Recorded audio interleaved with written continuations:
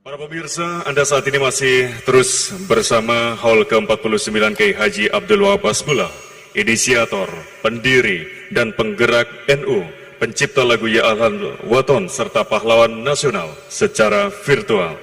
Berikutnya, tausiah dalam rangka Haul ke-49 Kiai Haji Abdul Wahab Hasbullah oleh Gus Baha kami haturkan.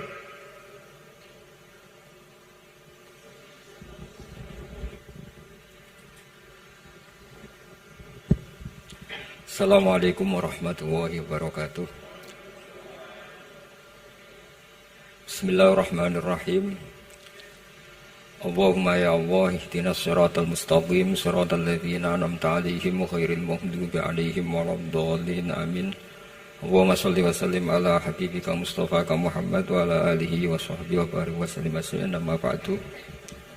Yang sangat saya hormati Mustasyar PBNU sekaligus Wakil Presiden Profesor Dr. Ma'ruf Amin, yang saya hormati Rais Am PBNU, Rais Am NU Kiai Haji Miftahul Akhyar, Ketua Tanfid PBNU yang juga masih bernambah sama saya, Kiai Haji Said Akil, yang saya tadi senang sekali marahnya, senang sekali girohnya, karena itu memang khas keluarga kami. Jadi kalau nggak kesampaian marah itu bagus. Jadi di antara sifatnya para nabi itu wayakhdufulillah, kalau agama nggak dapat apa tadi jatah ya, nggak tahu saya maknanya itu. Jadi kan wayakhdufulillah wayardoliridho. Semua yang saya hormati, ini ada Ibu Menteri Ibu Ida Fauzia, ada Gubernur Jatim Ibu Khofifah, yang sangat saya hormati keluarga besar Mbak Wahab Hasbullah. Di sini secara berurutan ada Nyai Mutmainnah, ada Nyai Mahfuzah, ada Nyai Hizbiyah, ada Nyai Mujidah. Yang sangat saya hormati Kiai Haji Hasib, Kiai Haji Rokib, semua yang saya hormati para santri, para alumni. Alhamdulillah tadi acaranya banyak sekali, jadi saya nanti ngaji insya Allah 15 menit. Karena menurut saya solusi bangsa ini itu mudah sekali kalau mau niru Mbah Wahab. Saya kemarin ditilihi Gus Hasib, saya tidak bilang bertamu, karena kalau tamu itu seakan-akan saya yang jadi tujuan, tapi niliilah karena beliau orang sepuh. Kemudian beberapa hari dikasih paketan buku beliau tentang Mbah Wahab, buku dari beliau tentang Mbah Wahab. Tapi sebetulnya saya tahu banyak tentang Mbah Wahab tanpa buku itu, karena Mbah Maimun, guru saya, juga bapak saya, Kiai Haji Nur Salim sering cerita. Kiai Wahab itu pedagang, juga ulama, juga politikus, juga pahlawan. Kita sebetulnya melihat itu sederhana, hanya sederhana dalam pikiran ulama. Jadi pernah suatu ketika Sayyidina Ali itu marah besar ketika melihat umat Islam itu pasif itu tidak aktif, sehingga beliau marah besar. Di antara kalimatnya itu, karena ini tengah-tengah kalimat, langsung pakai fa'ataf atau fa'tafrek atau apa sajalah, nanti terserah santri-santri yang ngi'rob. Fakubhan lakum hina sirtum gharadun yurma. Jadi umat ini akan buruk sekali ketika posisinya itu objek yang jadi sasaran tembak atau sasaran perasan pihak lain. Ketika misalnya haji itu bagus prospek, nanti ujung-ujungnya yang bikin sajadah kadang orang sana, mau biang kubu sebelah, nanti sensitif secara politik. Nanti ketika umat Islam punya kebutuhan pakaian ihram besar, juga yang produk kadang orang lain. Begitu seterusnya, sehingga setiap kebutuhan kita pun yang produk itu orang lain. Sehingga Mbah Wahab berpikiran sampai impor mori, pas itu kain putih. Begitu juga traveling, ketika umat Islam butuh mudah pergi ke Mekah untuk haji dan umrah, juga bironya itu kadang orang lain. Zaman itu Hindia Belanda, sehingga beliau dulu sudah mendirikan semacam biro haji. Itu semua adalah madhab, di antara madhab Sayyidina Ali ketika beliau mengatakan fakubhan lakum hina sirtum gharadun yurma.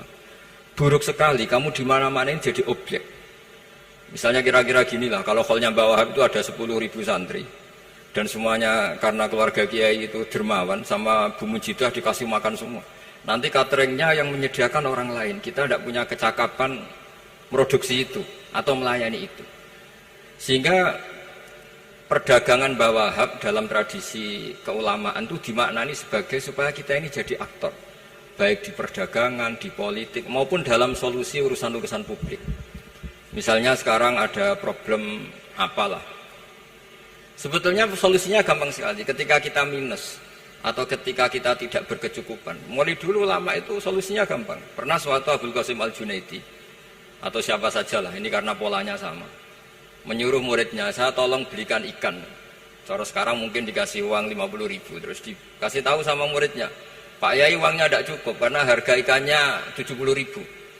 Terus kata gurunya, beri lebih murah lagi. Uang 50 aja tidak cukup, kok cari yang lebih murah. Kata beliau, arkhisuhu bitarki. Ya bikin murah karena kamu tidak berkeinginan. Jadi nggak usah belikan katanya. Ini penting sekali karena dulu ada solusi, masyhur itu makalahnya Imam Syafi'i itu. Kata beliau, fa innal ghina anisya'ila bihi. Kalau kamu ingin tidak tergantung sesuatu, maka hindari sesuatu itu. Jangan memaksakan memenuhi sesuatu itu dengan memaksakan, tapi hindari sesuatu. Saya misalnya kalau nuruti kepengin misalnya, kalau saya dengan nafsu serakah saya, mungkin saya ingin punya mobil mewah, ingin apa saja. Tapi itu membuat saya tersiksa karena harus menyediakan ini itu. Ya sudah, tidak usah ingin. Sehingga mudah sekali. Makanya kata ulama dulu, fa innal ghina anisya'la bihi. Untuk menjadi berkecukupan, usahakan banyak hal yang tidak Anda butuhkan. Semakin banyak hal yang kita butuhkan, maka kita akan tergantung akan sesuatu itu. Makanya banyak ilmuwan, saya sering diskusi sama pakar-pakar sama ilmuwan. Apakah negara Amerika itu negara yang kuat? Banyak ilmuwan yang berpikir itu ilmuwan politik, bukan tasawuf, berpikir negara paling lemah itu ya kayak Amerika, karena semakin powernya kuat, ketergantungannya semakin kuat. Untuk memenuhi kebutuhan listrik harus begini, untuk kebutuhan minyaknya harus ini. Semakin kita kuat, maka ketergantungan akan sesuatu semakin banyak. Jadi ibarat orang yang punya Alphard sama yang enggak, kayak mana ya? Kayak yang enggak, karena kebutuhannya ada banyak. Artinya dalam kondisi krisis, ulama masih punya solusi, yaitu al-ghina itu anisya'la bihi. Jadi usahakan ketercukupan itu karena menghindari kebutuhan-kebutuhan yang tidak primer, yang tidak prinsip. Bukan memaksakan semuanya terpenuhi. Karena kita ini ulama. Dulu ketika sebelum ada negara, belum ada TNI, itu ulama punya cara untuk melawan Belanda. Karena mereka terbiasa punya loyalis, punya muhibbin, punya ghirah, punya strategi. Sehingga Belanda itu kesulitan ngedidik ulama. Apalagi mereka terus ke Mekah, ketemu komunitas internasional yang semuanya berfatwa bahwa penjajahan harus dilawan. Itu luar biasa. Belum ada negara, nggak ditopang negara, kemudian tetap bisa melakukan perlawanan. Coba kalau dulu ngelawan nunggu, wah saya mau ngelawan penjajah kalau saya diangkat jadi TNI, saya mau ngelawan kalau saya punya otoritas yang disahkan negara, itu ribet, negara belum terbentuk. Makanya ini saya tidak akan ngaji lama-lama, tapi saya akan cerita khas Wahab sesuai riwayat yang saya dapatkan dari guru-guru kami, bahwa beliau tadi seperti yang dikatakan Pak Said, membina dan menyebarkan NU kemana-mana tanpa uang proposal. Nggak kebayang saat itu proposal kepada siapa, negara sendiri masih susah. Lalu mau diajukan kemana? Terus yang mau tanda tangan itu ya siapa? Jadi yang saya tahu tadi, yang penting kita niru sesuai yang diidam-idamkan tadi Sayyidina Ali. Jangan sampai kalian itu menjadi gharadun yurma. Ada apa saja orang lain yang memikirkan labanya, kita yang jadi objek. Sehingga zaman itu kita terima kasih semua sama Mbah Hashim, sama Mbah Wahab. Karena ini zuriyatam ba'duha min ba'd. Kita tahu Mbah Wahab putra Mbah Hasbullah, punya ibu Nyai Fatimah, terus sampai Mbah Abdus Salam ya. Kemudian Mbah Hashim punya ibu Halimah, punya abah lagi siapa setelah Halimah itu Lainah ya. Terus Mbah Abdus Salam, jadi ini zuriyatam ba'duha min ba'd. Kalau dalam tulisan itu sampai Mbah Abdul Jabbar bin Ahmad bin Mbah Sambu. Memang Mbah Sambu punya beberapa saudara, diantaranya ada yang namanya Mbah Yusuf, itu yang melahirkan keluarganya Mbah Ahmad Siddiq Jember, Mbah Siddiq Jember. Ada yang Abdul Halim yang melahirkan keluarga Lasem, termasuk saya itu lewat jalur Mbah Abdul Halim. Jadi zuriyatam ba'duha min ba'd. Dulu semua orang zaman Rasulullah SAW itu dilatih jadi aktor, jadi subjek. Sehingga orang yang miskin pun ketika perang Tabuk, perang Dzatil Usrah, itu semua menyumbang. Ada yang menyumbang emas yang nggak terkira, yaitu Sayyidina Utsman. Ada yang cerita, ya Rasulullah saat tadi malam buruh dan punya beras hanya 2 kilo, yang 1 kilo saya sumbangkan jenengan, yang 1 kilo saya pakai untuk keluarga kami. Sekarang logikanya sederhana, kalau orang miskin 3.000, pas itu anggap saja pasukannya misalnya 3.000. 3.000 nyumbang beras 1 kilo, itu artinya terdapat 3.000 kilo beras. Artinya apa? Orang Islam yang miskin membiayai dirinya sendiri untuk makan. Dan mereka adalah aktor heroik. Tapi kalau misalnya ini orang-orang miskin ini tidak mau urun rembuk, kemudian menjadi beban negara, maka yang harusnya dipakai senjata, dipakai beli sembako. Dulu zaman Nabi meskipun orang itu miskin, itu semuanya bersifat heroik. Sehingga perang Dzatil Usrah itu perang paling dikenang Al-Quran. Nah, efek dari ingin memberi adalah tidak tamak. Makanya kalau dalam kitab tasawuf, itu orang pikir itu gak dikritik. Yang dikritik orang tamak. Karena orang menvonis orang lain kikir itu pasti karena berkeinginan mendapat.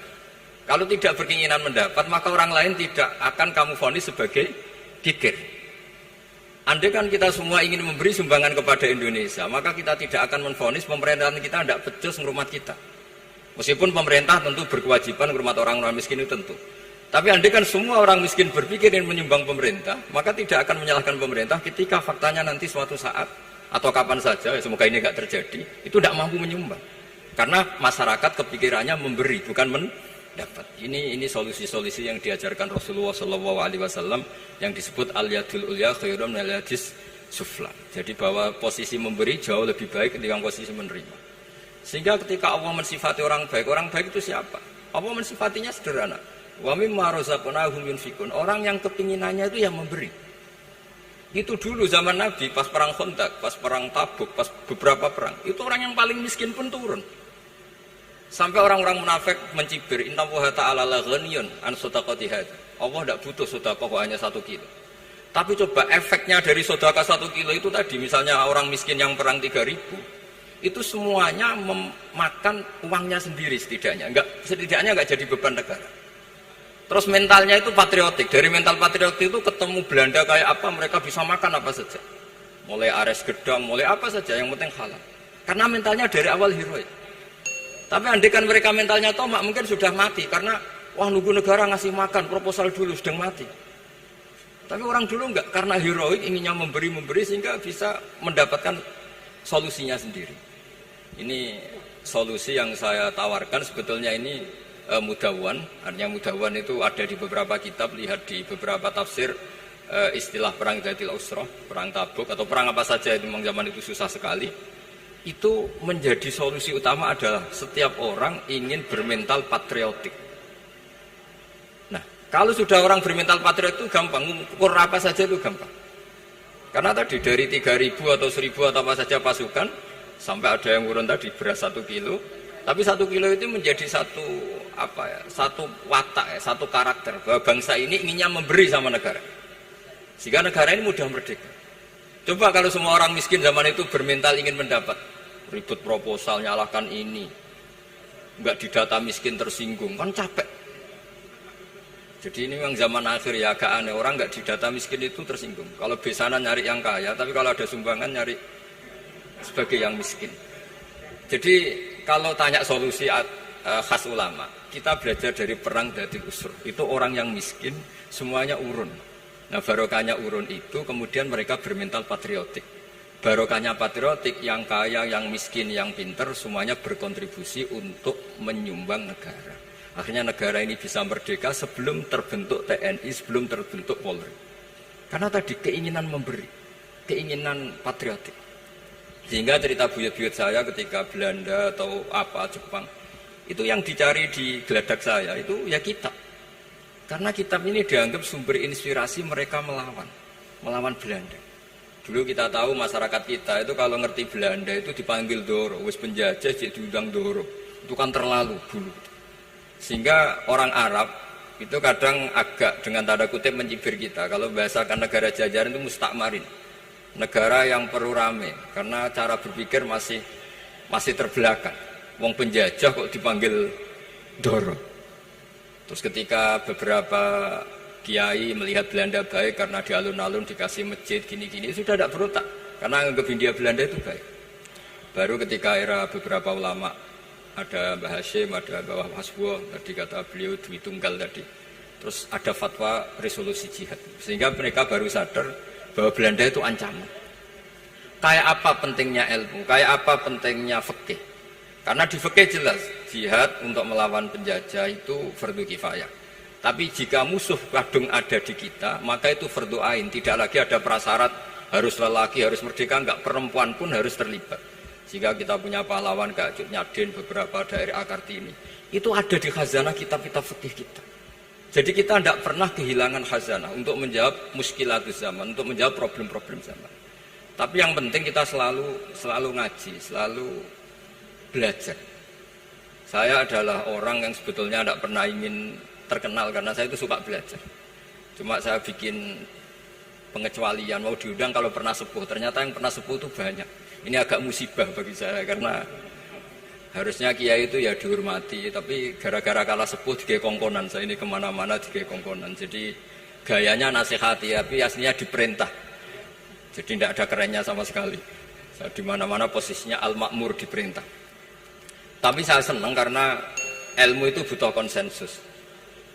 Andai kan saya tidak pernah ngaji di depan Mbah Mun, di depan bapak, di depan guru-guru, maka mungkin saya tidak pede atas bacaan yang saya baca. Karena saya tidak tahu ini benar apa tidak. Jika masyhur dalam guyonan santri, ada orang tidak baca-baca kitab, cari kamus sampai mati tidak ketemu. Karena dia bacanya lam tardiman. Wah, itu cari di kamus sampai mati tidak akan ketemu. Bareng tanya gurunya, ini apa Pak Yai? Oh, itu lam tarodaman. Lam tarodaman itu karena marjiknya mar'ah, orang ningali sapa mar'ah daman ing getih. Dia bacanya jadi satu lam tardiman. Dicari di kamus ya, sampai mati tidak akan ketemu. Makanya di guyonan-guyonan pesantren itu banyak katanya ada cerita orang mati karena satu titik. Jadi gurunya baca habbatun sauda dawaun min kulli da. Jadi dia kitabnya kelebihan apa? Titik. Jadi kelebihan titik dia bacanya itu hayatun sauda dawaun min kulli da. Nyari ular hitam, kobra, dipatuk mati. Padahal sesuai resep kitabnya, karena kitabnya dia kelebihan titik hayatun sauda, artinya maknanya ular hitam. Sementara tagnya mestinya habbatun sauda. Jadi kenaifan-kenaifan begini itu harus kita dandani, karena yang bisa, kata Pak Said tadi, yang bisa itu kita cari kebenaran dari mana. Kita itu ya pokoknya ulama lah. Tidak harus NU, tidak harus Muhammadiyah, pokoknya ulama yang wasatiyah. Itu nanti terus gimana yang wasatiyah itu kayak apa, tapi yang jelas ulama. Karena dulu zaman, kalau kita fair secara sejarah dulu ya Mbah Wahab ya dekat Mas Mansur, dulu Mbah Hashim ngaji sama Mbah Ahmad Dahlan, sama-sama di Mbah Soleh Darat, ketika di Mekah ya sama-sama ngaji di Syekh Khotim Minangkabau. Jadi kalau era beliau itu ya memang dulu perbedaan itu nggak ada masalah. Karena perbedaan itu bawaan visi ya. Saya belajar usul fikih di antara yang diceritakan di buku-buku Mbah Wahab. Beliau itu ahli usul fikih. Sementara Ki Bisri itu suka fikih mateng. Sehingga memang ada perbedaan antara fikih mateng dan usul fikih. Saya beri satu contoh. Ini guyonan tapi nanti di usul fikih nanti kelihatan. Di usul fikih itu ada ilmu namanya tangkihul manat. Ketika Nabi sama-sama menyebut sesuatu, sebetulnya ada benang merah di situ, tidak sama persis.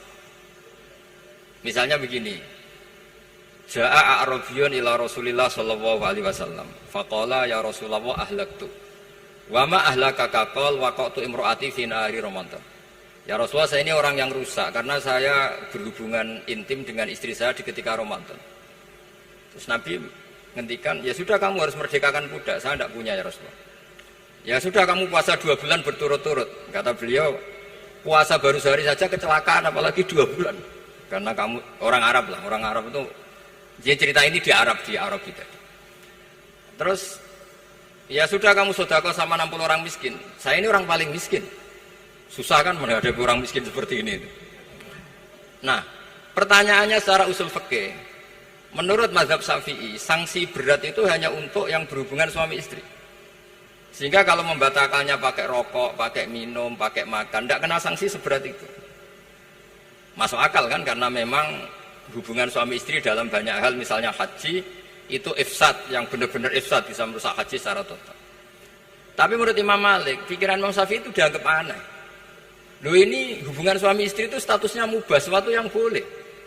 Maka semua hal yang boleh tapi merusak kehormatan Ramadan, maka ketentuannya sama. Yaitu misalnya nggak sakit, nggak apa, pagi-pagi nyate. Wah, itu kan melecehkan Ramadan, nggak sakit, nggak apa, kok pagi-pagi nyate. Perlu dicatat karena hubungan suami istri itu sesuatu yang boleh. Berarti kalau yang boleh merusak Ramadan hukumannya berat, makan yang statusnya boleh juga hukumannya berat. Itu dulu bapak saya ketika bikin analogi itu mau cerita sederhana gini. Hak di ono santri ya goblok, kandhanane aneh. Istrinya lapor ke kiainya. Pak Yai, santri jenengan kalau sama istri sering mukul itu nabok pakai tangan. Santrinya dipanggil kan alumni, kamu jangan sering mukul istri kamu gini-gini. Iya Pak Yai, njeh. Suatu saat 2 minggu istrinya lapor lagi, sekarang tidak nabok Pak Yai, nyaduk. Karena yang dilarang hanya nabok. Dipanggil Kiai, lo kamu katanya masih sering nyaduk istri kamu. Yang dilarang kan mukul, sekarang nyaduk. Kapan-kapan meludahi. Nah, artinya di usul fikih dijelaskan bahwa makna haramnya naboi adalah hurmatul idza, haramnya menyakiti. Maka nyaduk sama, meludahi sama, menerlantarkan sama. Itu dulu bahwa ahlinya bikin usul fikih seperti itu. Sehingga misalnya amar ma'ruf nahi mungkar, ketika beliau ditanya apakah perlu ikut kabinet gotong royong, tapi di situ banyak kelompok yang mungkin tidak cocok. Pikirannya kita harus ikut, justru ikut itu ikut benahi dari dalam. Meskipun dari ikut itu bahwa Wahab nyun sewu yang ngalami fitnah yang macam-macam dituduh karena zaman itu nasakom. Tapi itu beliau santai saja. Tapi zaman itu memang itu sah karena zaman itu belum dibubarkan. Jadi yang dialami Wahab ini luar biasa. Semuanya harus jadi pelajaran bagi kita. Makanya jangan pernah meninggalkan ilmu yang bernama usul fikih. Karena fikih yang mateng itu cara basa Jawa ini akan kehilangan stok teks. Misalnya Nabi sedekah pakai kurma atau pakai apa makanan pokok. Itu hadisnya itu kurma, sama Imam Syafi'i digenti kutu ahli baladi, yaitu makanan pokok dari negara. Sehingga kita tidak bisa mentang-mentang Nabi sedekahnya pakai kurma terus kita orang miskin kita kasih kurma. Bisa linu tuh nih kalau makan kurma orang Indonesia itu. Karena yang penting itu kutu ahli balad, bukan kurma. Bukan mentang-mentang Nabi sholat di Mekah Medina, kalau ingin persis sunnah Rasul, sholatnya harus di Mekah Medina. Kalau di Indonesia Nabi tidak pernah sholat di Indonesia. Sunnah Rasul sholatnya di Mekah Medina, bisa ada orang sholat kalau gitu. Jadi ada ilmu yang namanya tangkihul manat, yang harus ditiru itu sisi mananya. Nah dalam konteks Arabi tadi terus kemudian ada dibuang, Ja'a Arabion, kata Arabi itu dibuang. Datang orang Bedui, orang kota pun kalau punya kesalahan yang sama hukumannya juga sama, maka kata Arabi dibuang. Nah menurut Imam Malik kata jima, hubungan suami istri juga dibuang, digenti membatalkan puasa dengan apa saja yang tanpa uzur syarat. Jadi ini kealiman-kealiman kiai-kiai Indonesia dulu itu. Misalnya kentong, dulu meskipun ada yang bilang bid'ah, kentong itu bid'ah karena mirip orang Nasrani. Orang Nasrani itu bentuk kentongnya di kelenteng itu tidak seperti kentong kita. Adat Indonesia kalau pos kampleng ada maling, ada banjir pakai kentong. Jadi adatnya memanggil itu pakai kentong. Makanya kiai-kiai dulu, ini mirip orang Nasrani, enggak mirip pos kampleng katanya. Padahal jelas ya, menurut hadis sahih jelas ketika ada sahabat usul ya Rasulullah bikin kentong, wah jangan, nakus itu nanti kayak Nasrani. Bikin buk itu trompet, jangan nanti mirip orang Yahudi. Ya dengan api ya Rasulullah, jangan nanti mirip Majusi. Datang sahabat tergesa-gesa, beliau mimpi kalau diajarin azan. Azan itu maknanya al-ilam, memberi maklumat waktu sholat. Akhirnya ada azan. Kemudian ulama Indonesia dulu Mbah Hashim sama Kiai Fakih Mas Kemampang, yang satu anti kentong, yang satu pro kentong. Itu dulu ya saling menghormati, nggak masalah. Karena fikih itu sekali khilaf itu mirip-mirip. Tadi Pak saya Takil nyinggung Palestina. Saya pernah ke Palestina. Itu banyak ulama Mesir yang mengharamkan orang datang ke Yerusalem, ke Masjid Aqsa. Karena mau tidak mau harus dapat visa Israel, berarti ngaku eksistensi Israel. Karena dianggap mengaku eksistensi Israel maka hukumnya haram. Tapi saya pernah ketemu Imam Masjid Aqsa. Beliau bilang begini, Pak Bahak, kalau orang Islam dari seluruh dunia tidak datang ke kami, maka eksistensi kami dianggap diabaikan oleh komunitas internasional. Dan itu dengan mudahnya Israel mencaplok kita. Sehingga separuh ulama Mesir juga mewajibkan yang mampu harus ke sana. Dengan cara itu, Aqsa aman karena masih diperhatikan ulama atau komunitas internasional. Yang satu cara pandang ke sana berarti ngaku eksistensi Israel karena ada visa Israel. Yang satu bilang harus ke sana, dengan itu eksistensi Masjid Aqsa terjaga karena masih diperhatikan ulama atau komunitas Jadi di mana-mana khilaf itu ya seperti itu. Tapi alhamdulillah di kita itu khilaf itu biasa. Sehingga zaman kita mondok, saya itu pernah pengalaman buruk sekali saya ketika jadi Rois Musyawarah Fathul Mu'in. Itu ada pertanyaan gini Gus Hasib. Saya tanya gini sama orang, Gus, soft paling utama itu yang nomor berapa? Nomor 1 kata saya. Yang kedua, yang soft berikutnya, iya yang berikutnya. Kalau sudah tahu soft terbaik itu yang nomor 1, kenapa masjid gak dipakai memanjang selatan utara? Biar semuanya nomor 1.